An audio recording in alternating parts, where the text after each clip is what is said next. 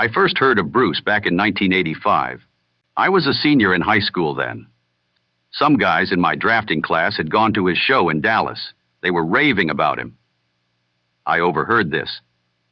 I asked them who it was they were talking about. They said, "You've never heard of Bruce Springsteen? Dancing in the Dark?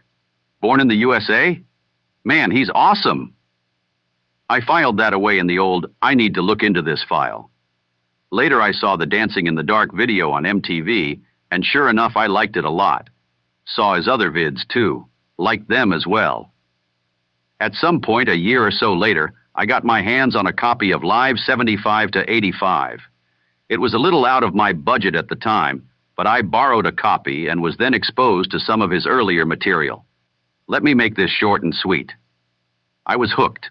I quickly purchased, used on cassette, mind you, Born to Run, Darkness on the Edge of Town, Nebraska, Born in the USA, and some 45s.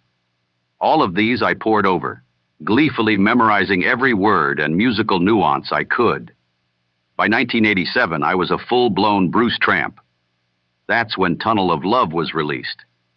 I was very excited to see a new album drop just as I was in full-blown Springsteen fan mania. And it did not disappoint. I listened to it over and over and over. Quickly, I realized there were several great songs on the album.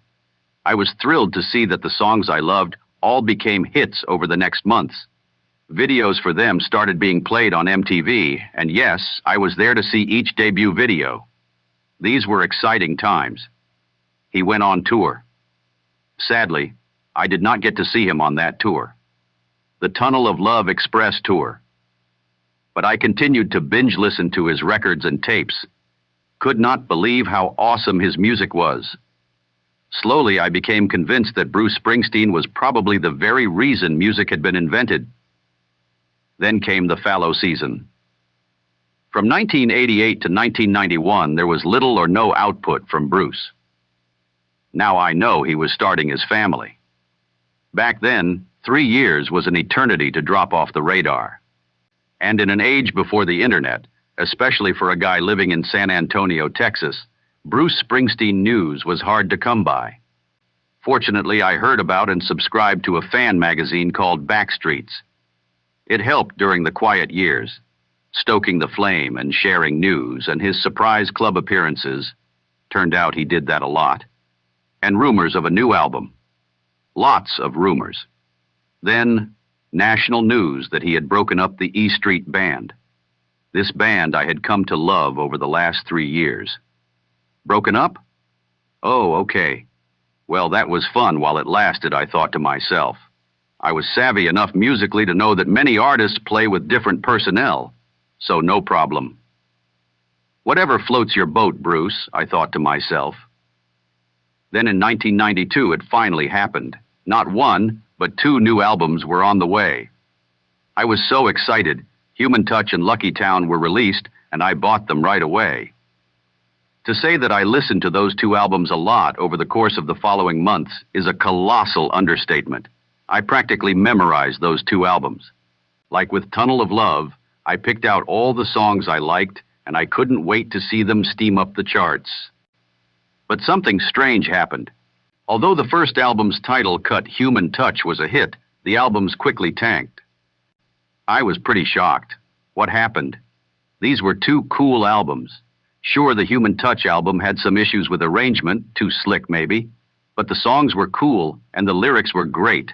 I loved how fresh it all sounded, but apparently not many others did.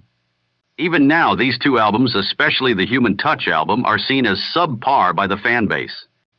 Oh well, to each his own, I guess. I loved them then, and I love them now, and nothing will ever change that. So on we went. 1994 saw the release of Streets of Philadelphia, which turned out to be a huge hit. I was excited because I felt kind of bad that Bruce was beginning to be seen as an 80s has-been.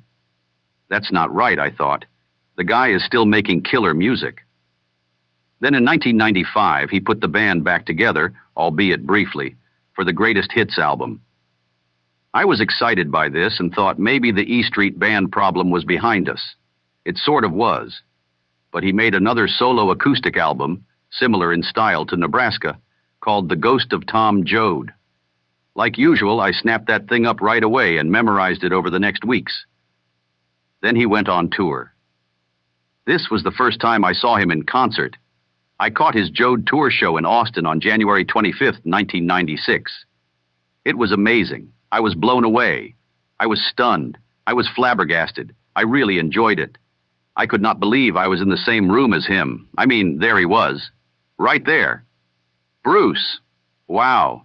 Such fun times. Over the next 4 or 5 years, I tapped into the bootleg stream, a very expensive hobby back then, and enjoyed every subsequent release from my hero. My mania grew. That is how it all started. More memories later.